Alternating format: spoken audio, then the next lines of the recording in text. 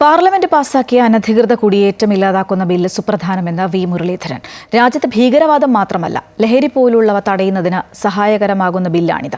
കേരളത്തിൽ അന്യസംസ്ഥാന തൊഴിലാളികൾക്കിടയിൽ ബംഗ്ലാദേശികളും വിദേശികളും ഉണ്ട് എന്നുള്ളത് സത്യമാണ്.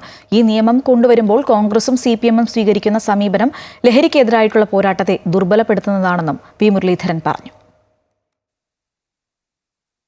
അനധികൃത കുടിയേറ്റം തടയാനുള്ള നിയമം, ആ നിയമം കർശനമായിട്ട് കേരളത്തിൽ പ്രാവർത്തികമാക്കണം, കേരളത്തിൽ നടപ്പിലാക്കണം.